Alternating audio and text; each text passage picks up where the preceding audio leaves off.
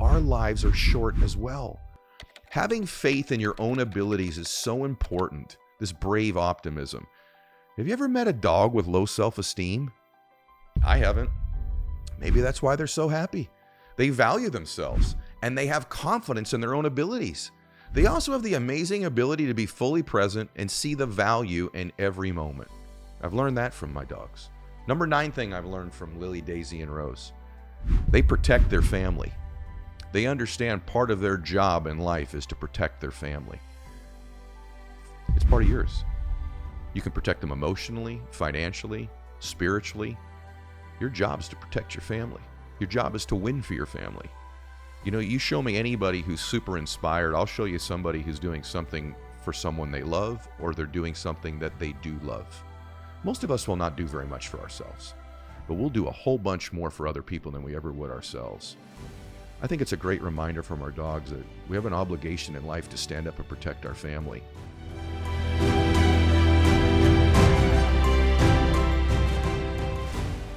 Hey, it's Ed Mylett. I just wanted to thank you for being here, and I would ask you to please subscribe to the show. If you just click the subscribe button here, I would really appreciate it.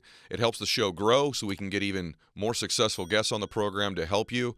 At the same time, if you're subscribed, you're going to get access to the programs before anybody else in the world gets access to them. So if you would, click subscribe right here. Thanks so much. All right, welcome back to the show this week, everybody. Today's show is going to be profound because we're going to talk about what can we learn from our dogs. Life lessons from our dogs. This is Rose, by the way. She is one of my 3 Pomeranians. I got Rose, I got Lily, and I got Daisy. And I've learned a lot from these 3 ladies, and I think you can as well. I think we all have a lot to learn from our dogs. All right, so we're going to go through a bunch of things today that I have learned from my dogs, and I think that you can learn from yours about life. They know a lot about life that we have a lot to take from them. And I mean this. Let me give you an example of one of the things that I've taken away from my dogs, and that is that every day is precious. You know, remember this. Every single day of your life is 1 week of their lives. And so I think sometimes our dogs have factored in the end of their own life and that they want to live every day like it's a max out type of experience for them. And some of us, we think we've got so many of them. Some of them will count and some of them won't. But I got to tell you, there's a lot of lessons I've learned from Lily, Daisy, and Rose. And it's dawned on me as I've gotten older, as I watch them sometimes, and I'm going through anxiety or worry or fear or stress. And you know, I look at them and I think oftentimes, man, they've really got some of this figured out. And is it that they were just here to make us happy and bring us joy? Or could it be that God uses them in our lives to teach us something? I think they're here to teach us something. I mean that sincerely. You know, one thing about my dogs I've learned, they're happy and loving no matter what anyone does or says to them. You could take a lesson from dogs in your life. Dogs don't judge. They listen without interrupting, don't they? They're not always trying to fix the problem. They love us unconditionally. So many of us, we listen and try to solve the problem. We listen and try to fix things. Your dogs just listen to you and they love you unconditionally. They're not judging you. You know, the other thing I've learned from my dogs, they never doubt their own abilities. They think they can do just about anything.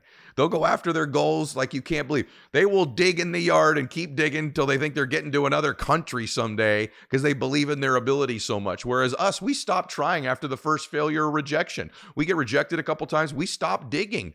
Not my dogs. They will dig all day long. They will tear up the backyard to get where they think they want to go. These great animals seem to understand what things are really important in life and which things really shouldn't bother us. And so I've made a list of 10 things that I've learned from my dogs and that I think you could learn as well. And maybe you've learned from yours. So I'm going to give you what they are. And I think these are great life lessons. Number 1, here's a short list. Number 1 thing I've learned from my dogs. I've learned their joy at everything they do. They have joy in every single thing they do. And they celebrate it. They put everything all out. And they bring something to the table with energy and exuberance that so many people aren't cognizant of the fact that you're always making people feel something. You're always bringing something to the table or the lack thereof. My dogs are always bringing joy. They always bring themselves joy and me joy. And I think that's a lesson in life. I think too many of us aren't cognizant of finding joy in our work, finding joy in our day. That doesn't have to, you know, in my dog's life, the conditions don't have to change for them to feel joy. They just feel joy. Whereas we're constantly trying to change the external conditions so that somehow we will feel something. We think if I can change this, if I can get that, if I can achieve this, then I'll feel something different. Not my dogs. Not my dogs. They're in the same house, in the same yard with the same people every single day. yet they find joy in every day. Their nature is joyous. At least my 3 are. Pomeranians tend to have that. Number 2 thing I've learned from them: if you want something, run and chase it. You ever seen your dog going after something else in the yard, right? They will chase it and go after it. They're not thinking they need to know everything. They have to have a perfect plan, that they're tactical, right? We have to think, I have to have the perfect plan. I have to have everything in place. I have to be totally prepared before I'm going to go for it. Not my dogs. My dogs, if they see something they want, they run, they go after it, and they chase it. In fact, that's their nature, is to chase. I think it should be our nature, is to chase the things we want in our life, to pursue them. If you want it, go get it. I've learned that from Lily, Daisy, and Rose. I watch them chase each other, like relentlessly. I watch them chase me. I watch them chase a rabbit around the yard. I watch them chase the ball. And this may seem really hokey, but it's not to me. Their natural tendency is to live, is to chase. And here's something I want to tell you. I believe it's your natural state. But I think sometimes in life, we've learned and been conditioned not to. That we are taught as a little boy or little, be a good boy, be a good girl. Don't be in such a hurry. Take it easy. Slow down. And we start to have these confines put around us. Maybe that's not for you. We don't belong over there. People like us don't do that. Whatever it might be, we've learned not to chase. We've learned to question. We've learned that we have to have everything in place before we take an action. Not my dogs. If they want something, they chase it. I think that is a great life lesson you could take from Lily, Daisy, and Rose, that you could take from watching your own dogs as well. And I know as I'm saying this, some of you are going, Ed, I'm telling you, you're taking this to an extreme. I'm telling you that I'm not. I'm telling you, the older I get, I almost think all the conditioning in our culture and in our world, all the mapping we've created, all the things we worry and stress about, all the things we do to one another, I don't see my dogs doing that. I don't see them doing that at all. So number 2 is, if you want something, run and chase it. Number 3 thing I've learned, let me give it to you right now. Give and accept love with every breath. And always run and greet your loved ones with love and joy. You ever do that? You ever leave and go down to the mailbox even, and you come back? They're so excited to see you. There's so much love and joy. If I'm gone, man, when I come back, they're waiting at the door, excited to see me. How many times have you walked in your home and not extended that type of love to your children or your spouse or your parents? You go, hey, good to see you. Or you don't even talk to them. You grunt when you walk in. My dogs never grunt when I walk in. They always come running. They always come up with running and jumping on me. They're always excited to see me. How about in your case? Do you do that with your loved ones? Do you do that when you see people that you miss? Even when you're gone for a few hours, what if you came back in and embraced them? What if that became part of your environment and part of your culture and your conditioning? Just like it is with my dogs. Every single time. If I leave and go to the backyard for 30 seconds, when I come back, I'm greeted with love. I'm greeted with joy. I think we could learn an awful lot from Lily, Daisy, and Rose. Number 4, forgive and forget. I've learned to forgive and forget from my dogs. Have you ever accidentally stepped on your dog's tail, for example? What do they do? Like the other day I sat down and my foot came down on little Rose, who's a puppy, on her tail, and she yelled, "Yerp!" And it broke my heart, like I hurt her, you know? And then she's learning to sleep in this space at night, and in the middle of the night she'll yelp out, she's crying for me, right? Now it breaks my heart when I hear it. But right after I stepped on her tail, 10 seconds later, she's jumping on me, giving me love and kisses. She forgave and forgot immediately. What happens next after something like that happens is truly amazing, how quickly they come back to forgiving and forgetting and moving on with getting back to joy. But what we do is we hold on to things. We resent things. We run the pattern. We want to retaliate against people instead of just living in the moment, instead of just being present, instead of just giving it up and not holding things against people, holding grudges. Because when you do that, you're actually using it as a weapon against yourself. But yet as human beings, boy, do we hold on to stuff. We very rarely forgive. We almost never forget. I like that short memory. I like that they get back to it because I think they know your intentions weren't to harm them, weren't to hurt them. So I've learned that from them. Number 5 thing I've learned from my dogs: never pass up the opportunity for a joyride. Never. You know, dogs always love to go for a joyride, even if they're not going anywhere special. They love the windows rolled down and the wind in their ears and their face. They cherish the time, even if it's just a short jaunt around the corner. Understanding how to cherish the small things in life is a great experience that dogs have fully mastered.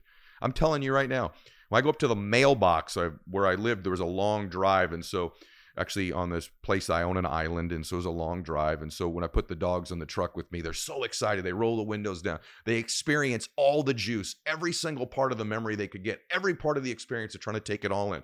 They're not trying to be cool. They're not trying to conform. They're not trying to fit in. It's not a routine. It's not, oh, another ride, another. No, every single day is a new experience, and they fully embrace that new experience. What about you? Are there so many things that you take for granted because you get to do them repeatedly that you no longer deduce the joy out of it? You no longer get the pleasure out of it because it's become routine? What a blessing it is that you get to see these precious people in your life every day. But because we see them every day, maybe it becomes less precious. Maybe it becomes less special. Maybe we cheat ourselves and them out of the emotions of our gratitude and our joy and our love. And you may say, well, no, Ed, I do that a little bit. Could you do more of it? Could you do it to a greater extent? There's so much. You think about that just for a second. When's the last time you just embraced a joyride? Seriously. Got nothing to do on a Saturday? You're watching football or Netflix. What about just going out for a beautiful ride? It may seem small, but I think when we can learn to appreciate the small things in life and grab great joy and pleasure and bliss from those moments, then when the big things happen, they're even better. But I think we're all waiting around to give ourselves the gift of joy for a big moment. We hold it away from ourselves. We refrain from feeling great things and beautiful emotions and living in a beautiful state until the big stuff happens. What a terrible way to go through life. My dogs don't do that. They'll embrace the joyride. Number 6, they listen attentively. And when they listen, they don't always offer solutions. My dogs just listen because they can't offer the solutions. Often as adults, just validating a person's feelings by just being there to support them and offer love rather than solutions is something so special. Just sitting with someone in their moment, just being present with somebody instead of trying to fix everything for them or solve it or reframe it for them. Dogs fully understand the importance of listening without judgment. And so often we're judging what someone's saying. We want to correct them. We want to fix them. We want to control them. We want to solve their problem for them instead of just being present with somebody. Big lesson I've learned from Lilly, Daisy, and Rose that I imagine you could learn from your dogs or have learned from your dogs. Or any pet that you have for that matter. Maybe you love cats. Maybe they teach you the same things. People tell me that have cats, they teach different stuff. Number 7, lesson I've learned from my dogs. Move a lot. Be physical. They move around all the time. My dogs are active. Even when they're laying around and they're tired because they were moving. They were chasing something. They want to chase the ball, chase each other, run around the yard. Moving our bodies physically changes our state. Every emotion is attached to physiology. It is. And most beautiful states, most euphoric states involve some type of movement. If you think about laughter, there's a movement happening in your body. If you think about, peak performance and moving your body physically and being intense, it's moving your body. If you think about pleasure with your significant loved one, that ecstasy state, it's a physical act. Dogs are physical. They move their bodies on a regular basis. They move around to change their state. I don't think it's by any mistake that dogs experience joy and pleasure and want to have the joyride and have an ability to be in these beautiful emotional states most of the time because they're also moving their bodies all the time. Move a lot. Be physical. Don't be stagnant. It's good for your health and it's good for your mental health. It's good for your ability to think clearly, to solve problems, to communicate in an effective way is a physical thing. Remember this. Success is a neurology. Failure is a neurology. Bliss, ecstasy, happiness, joy, peace is a neurology. It's neurochemical. It's a physical state of being, as is sadness, resentment, anger, fear. It's a physical thing. You do it. So when you're moving your body in a resourceful way, you experience resourceful and beautiful emotions. When you're not, you think about it. What does anxiety look like? It's constricted, worry, it's hunched over, it's shallow breathing, right? Anger, tense, bent, right? The other emotions are open, they're deep breathing. You're moving yourself in a physical way that changes your neurology, changes your state, changes your emotions, and changes your performance. So move a lot, be physical. Number 8 thing I've learned from my dogs, be brave, optimistic, and completely present. My dogs are brave. They try things they shouldn't try. They've got optimism. I've watched my dog Daisy, boy, she will try to jump on the couch 900 times, even though she can't make it, believing the 900th time she's going to reach that couch because she's so tiny. She's got these little legs. She's got optimism. She's brave, and she's completely present. Your dogs aren't thinking about the mistake they made, the thing they've got to go do later. Your dogs aren't thinking about some relationship. They're not thinking about some incident. They're not thinking about you jumping on their tail earlier. They're not thinking about any of that stuff. They're fully in the moment, which allows them to be present. And it allows them to experience that state as if it's the last moment of their life. Because remember, their lives are much shorter than ours. So since life is short to them, why not be brave? Why not be optimistic? Why not be completely present? Oh, by the way, your life's short too. You're here for a flicker. You're here for a window. Just like this. Bam, it's over, right? Bam, you're 20. Bam, you're 30. Man, if you'd have told me how quickly I'd get to 50 years old, man, it happened like that. Just yesterday, I was a teenager. Just yesterday, I remember dreaming of getting my driver's license and driving for the first time. I remember, man, I turned 21. I can have a drink. I can vote at 18. I remember thinking all of these things in my life. And then, bam, I've got a 21-year-old. Just like that. Just like that, little Max was born. Now he's 21. Just like that, Bella. As I'm recording this, it's the holidays, and they don't even live with me anymore. They're coming home again to visit. I remember it was yesterday. I just brought them home from the hospital. And now they come back to visit. So why not be brave? Why not be optimistic? Why not be present? Our lives are short as well. Having faith in your own abilities is so important, this brave optimism. Have you ever met a dog with low self-esteem? I haven't.